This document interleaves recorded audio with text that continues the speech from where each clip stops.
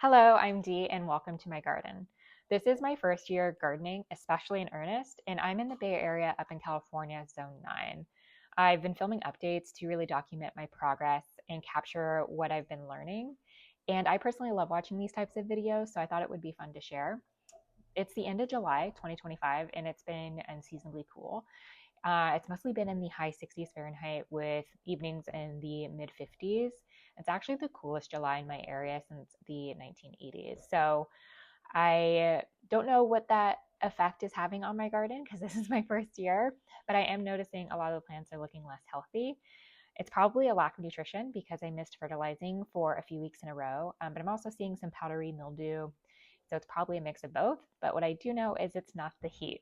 So let's walk through what has been going on in the garden this month and some of the actions, that I have planned for the month of August. Let's start with a tomato update. So 3 of the varieties that I have in the garden, I started from seed back in February, and those are looking like they're in rough shape. The leaves are sad, the plants look tired. I think, they're nearing the end of their cycle, except for the fruit still tastes great. So I'm still getting fruit production. I'm still harvesting from these every few days. And once that taste starts to go, I'll probably go ahead and pull these and start rotating in some fall crops like carrots. The ones that I started from seed back in April, which is this determinate variety Uluru and an indeterminate Amalia. The Uluru is looking a lot better from a health perspective, and one of the plants even has a few fruits already appearing in the middle. I have 3 tomatoes that I can see on the Amalia plant as well, but the leaves just look a little bit more shriveled, like they're more stressed out. So we'll see how well this plant ends up doing when things actually do warm up in August.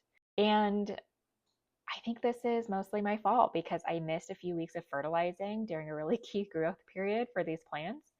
And I think that really just like stunted their growth and their fruit set. So since I grow in these grow bags instead of in the ground, these plants are relying on me for those nutrients. They don't really have any soil reservoirs to fall back on.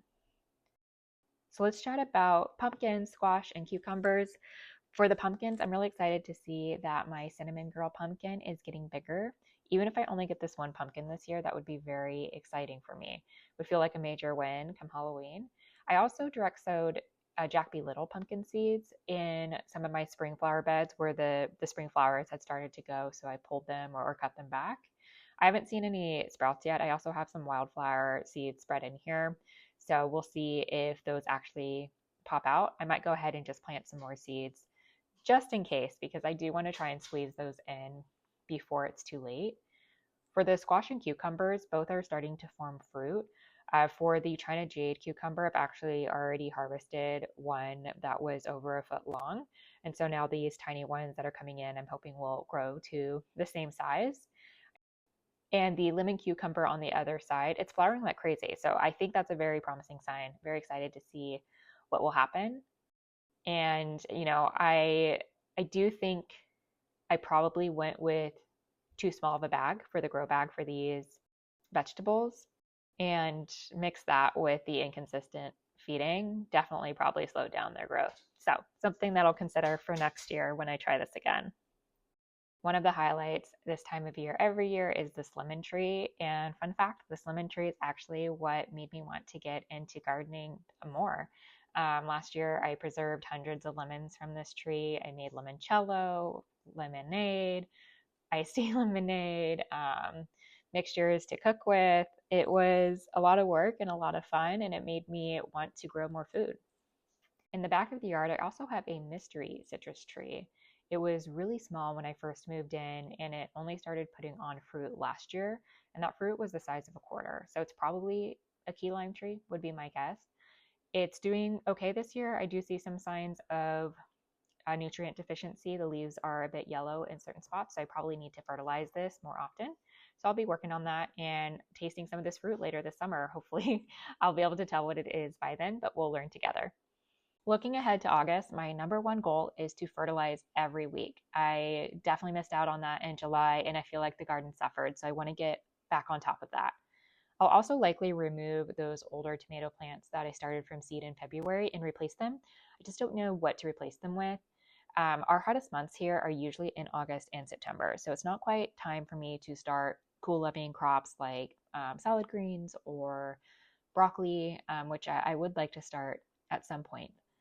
Our first frost here is usually in January, so I do have many more days of growing ahead of me, but the daylight hours will obviously get shorter and become a challenge.